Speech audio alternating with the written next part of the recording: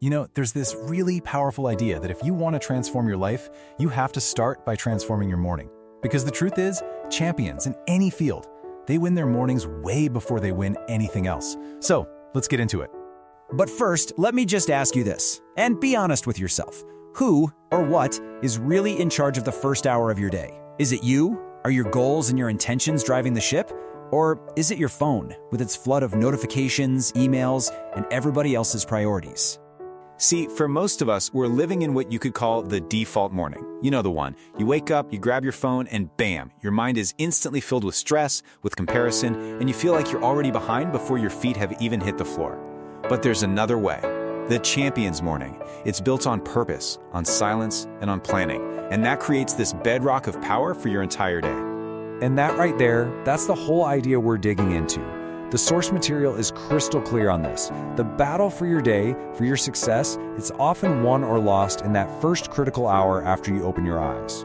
So how do we actually build this champion's morning? Well, it all starts with part 1, clearing the noise. These first few habits are all about one thing: taking back your mental space from all the chaos of the outside world.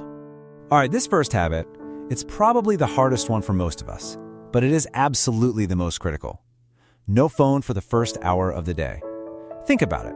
When you check your phone first thing, you're basically opening the floodgates and letting the entire world's thoughts, problems, and opinions rush into your brain before you've even had a chance to say good morning to yourself. And here's why that's so important. Your brain in that first hour, it's like soft clay. Whatever you press into it is going to set the shape for the rest of the day. So if you press in social media, angry news, and other people's drama, well, that anxious, reactive shape is what you're stuck with. Protecting those first 60 minutes lets you be the one who molds your mindset. Okay, next up is a habit called scribing. You can just call it journaling. And here's the point. Your brain is a thinking machine, right? It's not a storage unit. When it's jammed full of worries, random to-do items, and all these unprocessed feelings, it just can't work right. Scribing is simply the act of getting all that stuff out. And look, you don't need to write a whole novel here. Just 5 minutes with these 3 super simple prompts can change everything. First, just ask, how do I feel right now? Acknowledge it. Second, what am I grateful for? This is a game changer. It literally shifts your brain chemistry. It's almost impossible to feel anxious and grateful at the exact same time. And third, what is the one thing I absolutely must finish today? This creates instant clarity and focus. It takes you from feeling overwhelmed to feeling in control, just like that. The third habit for clearing the noise is meditation. Now hang on, this isn't about becoming some kind of monk or trying to force your mind to be totally empty. Not at all. It's just about creating a tiny bit of space. Space between you and your thoughts, so you can watch them come and go without letting them run your life. I love this metaphor because it just nails it. If your mind ever feels like a loud, chaotic train station with a million thoughts rushing in and out, meditation is simply hitting the pause button for like 5 minutes. The noise just kind of settles down, your heartbeat slows, and you find a little pocket of calm you can carry with you into the day. All right, so once you've cleared out all that mental clutter, what's next? Well, now we move to part 2. It's time to set your course for the day. This is where we shift from just reacting to whatever comes our way to proactively directing our own day. So here's a hard truth. If you don't have a plan for your day, you can bet the world has a plan for you, and you're probably not going to like it. You'll end up feeling busy, sure, but not fulfilled, just reacting to everyone else's emergencies. Your to-do list, that is your personal battle plan. But we've all made those endless to-do lists that just make us feel defeated, right? So the key is to keep it simple. Try this 3-point plan. Just identify the one thing you must do, the one thing you should do, and then one thing you'd like to do. It brings so much clarity and makes success feel totally achievable.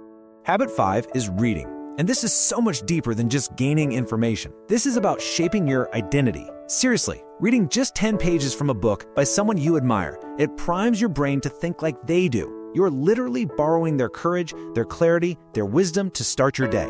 You get to decide who you want to be before the world tries to tell you who you are. Next up, visualization. Now, this is a tool that elite athletes and top performers use constantly, and the science behind it is just wild. Turns out, your brain doesn't really know the difference between something you vividly imagine and something that's actually happening. So by repeatedly seeing yourself succeed, you're actually building and strengthening the neural pathways for that success.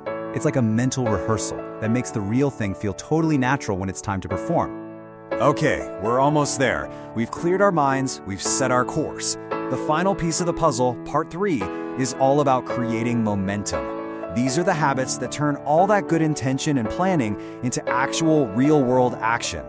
So habit 7 is exercise. But I want you to completely reframe how you think about this. This isn't really about getting a six-pack, at least not in the morning. It's about creating energy, and it's about training your mind to do hard things. That discipline you build in a short workout is the same discipline that fuels everything else. And here's the secret. You don't wait for energy to show up. You create it.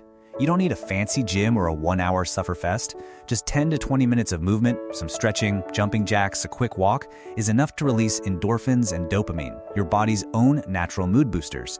You literally create the energy you thought you were missing. And that brings us to the final and honestly the most important habit of them all, taking action. At the end of the day, success isn't about having the perfect plan or all the information in the world. It's about execution. Most people are stuck not because they don't know what to do. They're stuck because they know what to do and they still don't do it. So I want you to imagine this. Your potential, your ideas, your dreams, they're like this incredible, perfectly built airplane sitting on a runway. It's got the fuel, it's got the engines, the destination is programmed in. But it's just sitting there, overthinking. And then the plane starts to worry, right? What if I crash? What if there's turbulence? Maybe I should just wait for perfect weather. It gets stuck in analysis paralysis. But you, just like that airplane, were not built to sit on the runway and overthink. You were made to move. You were made to fly. And imperfect action will always beat perfect inaction. And so your takeoff begins right now. You have the map, you have the tools, but information alone doesn't create transformation. The choice to actually use it, well, that's always going to be up to you. So let's just run through them one last time real quick. You clear the noise with no phone, scribing, and meditation. You set your course with a to-do list, reading, and visualization. And you create momentum with exercise and, the big one, taking action. You were made to fly. You have everything you need. A brand new day is coming. So the only real question left is the one on your screen. The sky is waiting. What's your first move tomorrow?